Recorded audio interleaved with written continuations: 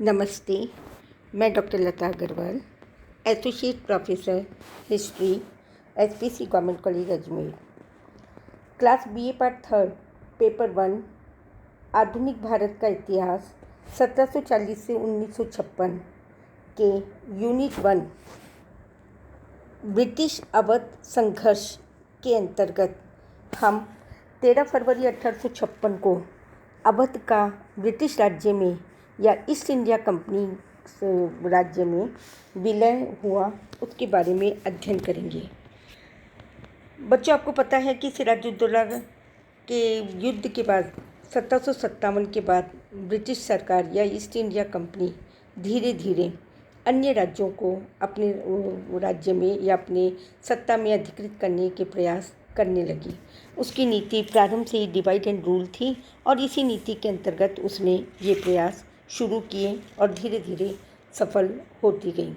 इसी प्रकार 1799 में टीपू सुल्तान की मृत्यु के बाद मैसूर का विलीनीकरण कर लिया, तो दूसरी ओर उसने सिखों का पंजाब में 29 मार्च 1849 को पंजाब का अंग्रेजी राज्य में विलय कर लिया। अब तीसरा राज्य जो उसका बचा था वह था अवध। आंग्ल अवध संबंध के बारे में आज हम पार्ट 1 में पढ़ेंगे और पार्ट 2 में अवध का अंग्रेजी राज्य में विलय। प्रारंभ में हम पढ़ेंगे कि अवध के साथ कंपनी का संपर्क कैसे हुआ। कंपनी का संपर्क बंगाल के गवर्नर लॉर्ड क्लाइव के समय इलाहाबाद की संधि जो 1765 में हुई, उसके माध्यम से प्रारंभ हुआ। क्लाइव का प्रारंभ से मूल उद्देश्य अवध से मैत्रीपूर्ण संबंध बनाना तथा मुगल सम्राट शाह आलम को अपने संरक्षण में लाना था। आर्थिक दृष्टि से अवध और राजनीतिक दृष्टि से शांति प्रिय था और समृद्ध था। अवध के नवाब शुजाउद्दौला के साथ क्लाइव के अच्छे संबंध इसलिए स्थापित करना चाहता था ताकि अवध मराठा अफगानों के विरुद्ध अंग्रेज़ों के लिए एक सुरक्षा का कारण बन सके। मुगल सम्राट को 26 लाख की वार्षिक पेंशन देकर इसने बंगाल, बिहार, उड़ीसा की दीवानी के अधिकार प्राप्त कर लिए।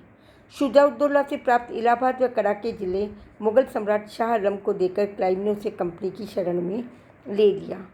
1770-71 में शाह आलम ने मराठों से संधि कर ली 1770-71 में शाह आलम ने मराठों से संधि कर ली और वह मराठों के संरक्षण में चला गया। महादजी सिंधिया ने उसे दिल्ली की गद्दी पर बिठाकर उसको अपने संरक्षण में ले लिया। परिणामतः कंपनी ने शाह आलम से इलाहाबाद और कड़ा वापस ले लिए और 50 लाख रुपए देकर उन्हें अवध के नवाब शुजाउद्दौला को ही लौटा दिए। वॉरेन हेस्टिंग्स की अवध के प्रति एक अलग से नीति थी। वह अवध के नवाब के साथ मैत्री संबंध स्थापित कर राज्य की सीमा अफगानों के आक्रमण से सुरक्षित करना चाहता था। अंग्रेजी राज्य को मराठा के उस समय कंपनी के सर्वाधिक प्रबल विरोधी थे, प्रत्यक्ष आक्रमण से बचाना था।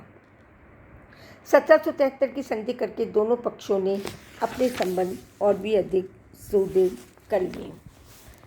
1775 में फैज़ाबाद की संधि कर ली गई, लेकिन शुजाउद्दौला की मृत्यु के बाद आसफ उद्दौला 1775 में अवध का नवाब बना।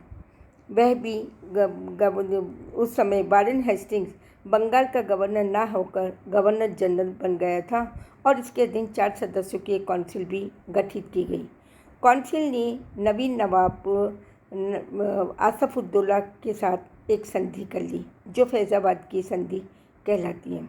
इसके अंतर्गत आसफ उद्दौला ने अंग्रेजी सेना के खर्च के लिए अधिक धन देने का वादा किया और इसके निमित्त बनारस और गाजीपुर के 2 जिले कंपनी को सौंप दिए जो व्यापार वाणिज्य के केंद्र थे। शुजाउद्दौला का कोष भी नवीन नवाब को बेगम के हवाले करना पड़ा। इससे नवाब की आर्थिक स्थिति और भी दयनीय होती गई। परिणामतः अवध का प्रशासन भ्रष्ट होता गया और इसका प्रमुख कारण नवीन नवाब पर क्षमता के बाहर आर्थिक बोझ ढाना था। इसके बाद में लॉर्ड कॉर्नवालिस की अवध के प्रति नीति।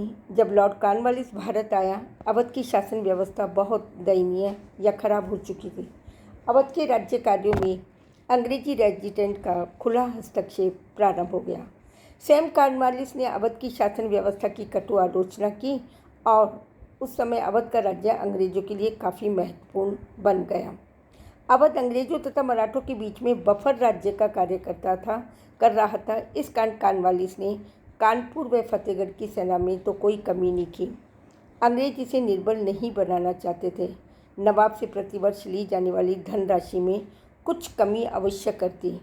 74 लाख के स्थान पर 50 लाख कर दिए गए। कॉर्नवालिस ने यह कमी नवाब के मंत्री हैदर बेग के अनुरोध पे की थी। हैदर बेग वास्तव में एक योग्य मंत्री था जो अवध के प्रशासन में सुधार करना चाहता था। सर जॉन शॉर और अवध। 1797 में आसफउद्दौला की मृत्यु के बाद सादत अली एवं तथाकथित पुत्र वजीर अली गद्दी पर बैठा और दोनों के बीच में झगड़ा हो गया। संचालक समिति के आदेशानुसार सर जॉन शॉर ने इस झगड़े में हस्तक्षेप किया और 1798 में कंपनी ने सादत अली को नवाब बना दिया। अंग्रेजों ने पहली बार अवध के उत्तराधिकारी के प्रश्न को लेकर खुले तौर पर हस्तक्षेप प्रारंभ कर दिया और नवाब सादत अली ने 21 जनवरी 1798 को अंग्रेजों से संधि करनी पड़ी और उसमें पूर्णतः समर्पण कर दिया। अवध ने कंपनी को 76 लाख रुपए वार्षिक देना स्वीकार किया। इलाहाबाद का किला तथा उसकी मरम्मत हेतु खर्च भी कंपनी को दिया। यह दुर्ग मार्शमैन के अनुसार अवध की सैनिक कुंजी था। नवाब ने उसे गद्दी पर बिठाने की सहायता देने के लिए अंग्रेजों को 12 लाख रुपए दिए। नवाब ने वजीर अली को 1.5 लाख रुपए वार्षिक तथा अन्य भाइयों को उचित धन देकर पेंशन देना स्वीकार कर लिया। इस प्रकार अवध का नवाब धीरे धीरे ईस्ट इंडिया कंपनी के शिकंजे में आता गया। पी रॉबर्ट का मानना है कि सर जॉन शॉर ने यह संधि 1796 में जमान शाह के लाहौर तक आ पहुंचने के कारण की थी। सर जॉन शॉर को यह आशंका थी कि कहीं जमान शाह से अवध का नवाब साठगांठ कर लेगा तो शायद कंपनी के लिए एक विस्तार के लिए प्रश्न चिन्ह बन जाएगा। इस संधि द्वारा सर जॉन शॉर ने अंग्रेजों के हित तथा स्वार्थों को भी सुरक्षित रखा। लॉर्ड वेलीजली तथा अवध 1798 से 1805। अवध के नए नवाब सादत अली ने अपनी शक्ति को अभी संगठित ही नहीं किया कि ईस्ट इंडिया कंपनी के गवर्नर जनरल लॉर्ड वेलीजली नियुक्त किए गए। वे एक साम्राज्यवादी प्रशासक थे और जिनका उद्देश्य भारत में अंग्रेजों की सर्वोच्च सत्ता को स्थापित करना था। वह उसकी धारणा थी कि उत्तर पश्चिमी सीमांत की रक्षा के लिए ही अवध को ब्रिटिश नियंत्रण में रखना अनिवार्य है। इसलिए उसने भारत आती अवध के रेजिडेंट जॉन लैम्सडेन को एक पत्र लिखा और उसने उत्तर पश्चिमी सीमा की सुरक्षा हेतु अवध का ब्रिटिश राज्य में विलय करना तथा नवाब की सेना पर ब्रिटिश का प्रभाव बढ़ाने के लिए कहा गया।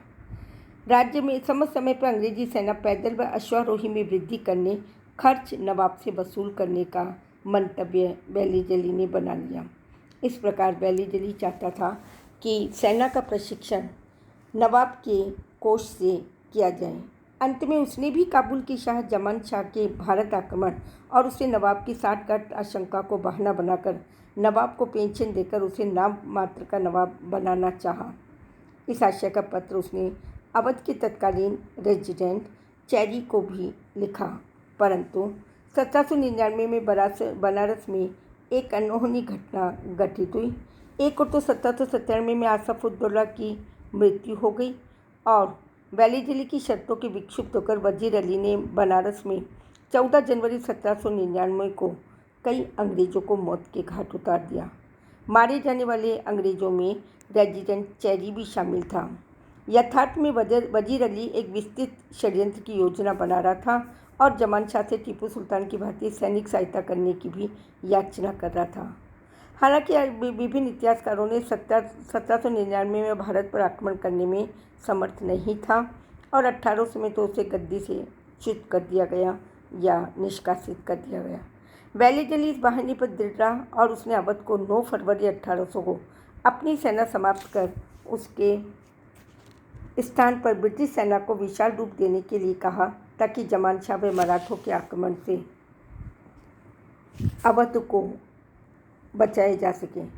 1800 के पत्र में वेलीजली ने नवाब पर दोषारोपण किया कि अवध के प्रशासन में सुधार नहीं है अवध में अशांति अराजकता फैलाई गई है। ब्रिटिश हितों को नुकसान पहुंचाया जा रहा है। नवाब अपनी निजी सेना समाप्त कर ब्रिटिश सेना को विशाल व सुसज्जित कर रहा है।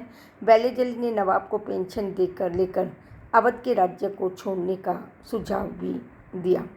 इस प्रकार हम देखते हैं कि ब्रिटिश सेना भेजकर नवाब को धमकी दी गई, या तो वह सालाना पेंशन लेकर राज्य का परित्याग कर दें अथवा अवध में भेजी अंग्रेजी सेना को अपना राज्य समर्पित कर दें।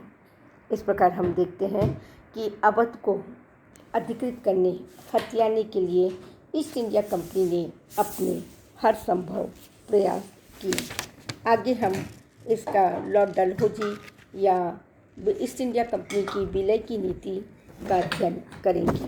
धन्यवाद।